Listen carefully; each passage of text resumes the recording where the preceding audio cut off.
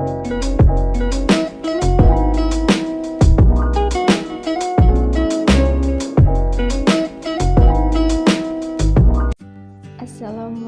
warahmatullahi wabarakatuh. Perkenalkan, nama saya Arnes Arnita, mahasiswi Ilmu Sejarah, Fakultas Ilmu Budaya, Universitas Andalas. Di video kali ini, saya akan mereview sebuah buku yang berjudul Munculnya Elit Modern Indonesia. Sebelumnya, saya akan menjelaskan identitas buku terlebih dahulu. Buku Munculnya Elit Modern Indonesia atau dengan judul asli The Emergence of the Modern Indonesian Elite merupakan karya yang ditulis oleh Robert Van Niel yang kemudian diterjemahkan oleh Zahra Delir-Nur, diterbitkan oleh PT Dunia Pustaka Jaya pada tahun 2009 dengan cetakan kedua dengan tebal halaman 368 halaman. Munculnya elit modern Indonesia. Pada tahun 1900, Pulau Jawa menjadi bagian kekuasaan Belanda. Secara praktis berada dalam urusan tangan Menteri Urusan Jajahan yang kemudian menjalankan politik umum kolonial. Pada waktu itu, semua partai politik Belanda bersepakat untuk menggantinya menjadi politik kolonial yang berperi kemanusiaan. Sistem tanam paksa dijalankan, namun kemudian gagal karena tekanan korupsi di dalamnya. Kemudian mencuat berita dan pengancaman atas hal itu, di antaranya oleh Baron von Hövell dan Ernest de Weizsäcker.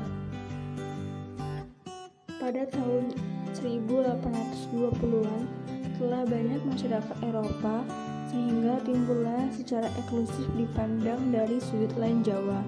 Golongan ini prihatin akan kemakmuran rakyat Indonesia yang menurun dan menuntut otonomi lokal. Pada tahun 1900-an, politik penjajahan berubah menjadi politik etis karena dianggap lebih bisa diterima daripada sebelumnya, karena dianggap lebih mengusahakan kemakmuran dan otonomi. Namun kemudian dugaan atas hal itu, politik etis hanya suatu trik atas tuntutan luar negeri. Pada tahun 1900, pemerintah Belanda memerintah secara tidak langsung. Namun kemudian demi untuk memenuhi tuntutan pemerintah, maka pemerintah Hindia Belanda lebih berhubungan dengan rakyat. Meskipun komunikasi itu dilakukan atas perantara pembantu-pembantu mereka, kehidupan Indo-Eropa bisa dikatakan lebih baik daripada pribumi pada masa itu, atau bisa disebut golongan menengah. Namun demikian, mereka terombang-ambing dalam keping-keping kehidupan masyarakat Hindia Belanda.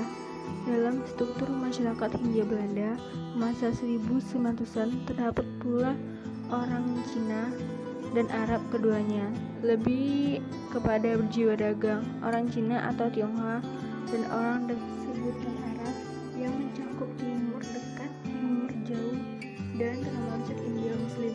Sedangkan orang Indonesia sendiri terbagi ke dalam dua golongan, yaitu petani dan priai. Organisasi Budi Utomo telah muncul sebagai upaya atas persatuan. Namun kemudian dalam organisasi ini terdapat perbedaan paham radikal dan konservatif seperti Dr. Cipto dan Suwarti keluar mencari penyokong terhadap tujuan-tujuannya, yaitu De Weizsäcker.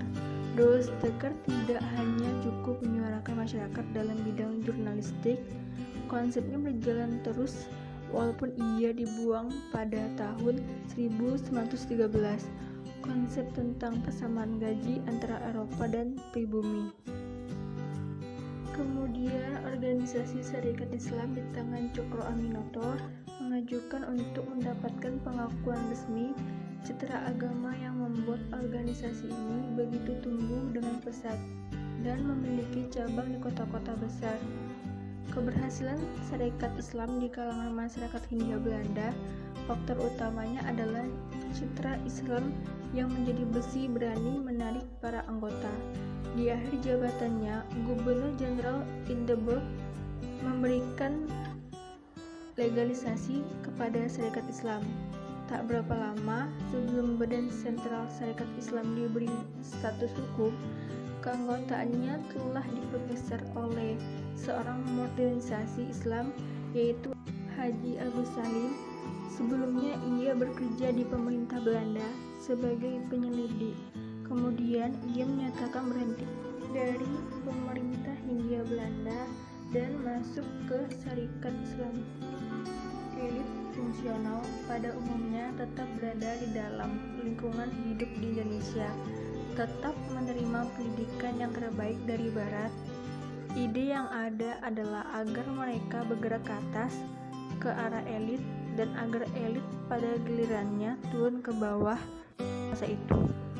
Jadi, mengadakan hubungan dan membentuk sintesa budaya akan merangkum semua masyarakat Indonesia dan bukan semua penduduk Hindia Timur.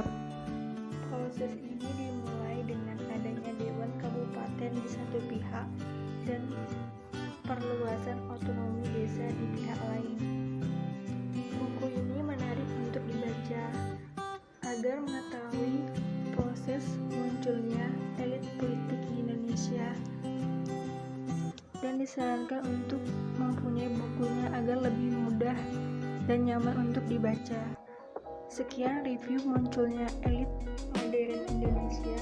Thank you for watching. Jangan lupa like and subscribe.